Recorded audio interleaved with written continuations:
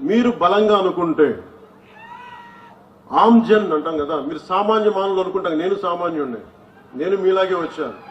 నా దేశం కోసం నిలబడాలి,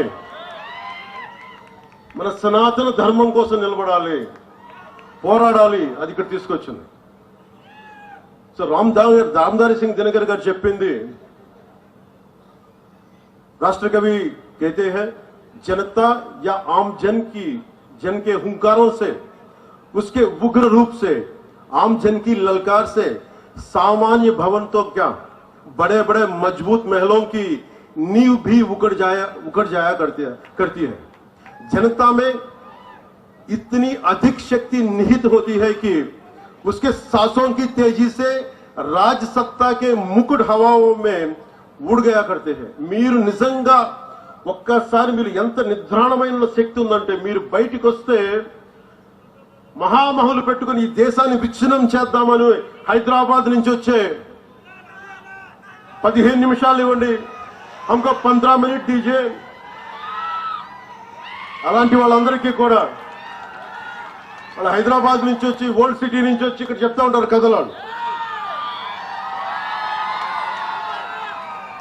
ఒకసారి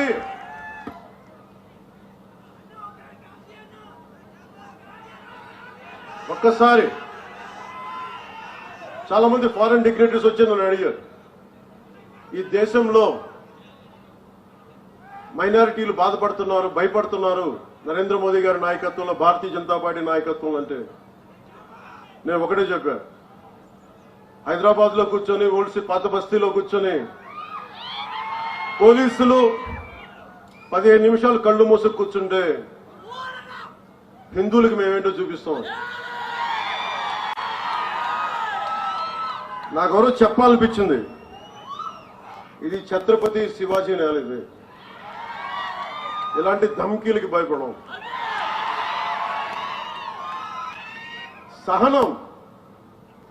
సహనం పిరికితనం కాదు, సహనం మంచితనం. కానీ మంచితనంతో గొడవ పెట్టుకోకూడదు. సో అలాంటి వాళ్ళకి మీరు కలిసికట్టుగా ఉంటే ఏదైనా సాధించవచ్చు. इतनी हिम्मत या ऐसा दुस्साहस समय वक्त या काल चक्र में भी नहीं है कि वो जनता का रास्ता रोक सके. అంటే మీరు అనుకుంటే మటుకు మన దారిలో ఎవరు ఏది ఆపలేరు మిమ్మల్ని. काल चक्र या समय की धारा स्वयं उस ओर मुड़ जाती है जैसी जनता चाहते. మీరు ఎలా కోరుకుంటే కాలం అలా మారిపోతే. మీరు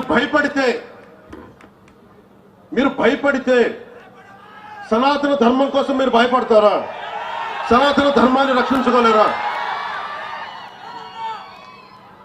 ఈ దేశం ఒకసారి మతపరంగా విడిపోయింది. దేశం ఇది సెక్యులర్ కంట్రీ. ఇది సనాతన ధర్మాన్ని బలహీనమైన ధర్మం కాదు, అది చాలా బలమైన ధర్మం. భరిస్తాం, ఆలోచిస్తాం, సహనంతో ఉండమని చెప్తాం. కానీ హైదరాబాద్ నుంచి వచ్చి మేము వస్తాం, చూస్తాం, చేస్తామంటే అక్కడ దాకా అవసరం లేదు. ఏ తోడనా పోడనా ఏ జరుగుతున్నాయినా చాలా సింపుల్ గా, ధైర్యంగా, ఇది మన నేల, ఎక్కడికి పారిపోతాం? తల్వార్లు పట్టుకొని వస్తే చేతులు కట్టుకొని కూర్చుందాం. ఎవరికి దమ్ముంది చేయడానికి? ఇది మీరు ఆలోచించారు.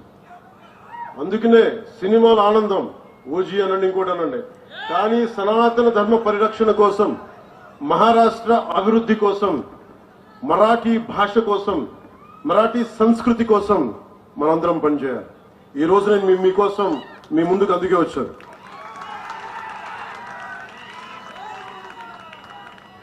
సో నాతో పాటు శ్రీ అజిత్ గోప్చడే, మాన్యవర్ శ్రీ డాక్టర్ అజిత్ గోప్చడే, అలాగే నాందేడ్ లోక్సభ సీట్ నుంచి డాక్టర్ సంతూక్రావు హంబర్డేజీ వారు పోటీ చేస్తున్నారు. శ్రీ జితేష్ రావు సాహెబ్ డెగ్లూరు అసెంబ్లీ నుంచి బీజేపీ అభ్యర్థిగా పోటీ చేస్తున్నాను. వారికి అఖండ విజయం ఇవ్వాలని మనస్ఫూర్తిగా మీ అందరినీ కోరుకుంటున్నాను.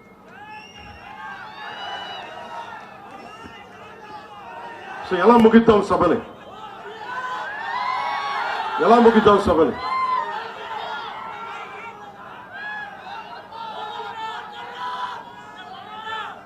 జై శ్రీరామ్తో ముగిద్దామా?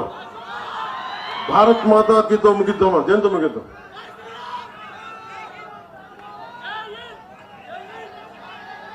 భారత్ మాత ముందు నేలకి నమస్కారం చేద్దాం, నేల తల్లికి, తర్వాత రాముడికి చేద్దాం. భారత్ మాతా की जय, भारत माता की जय. जय महाराष्ट्र, जय भारत, जय श्री राम, जय हिंद.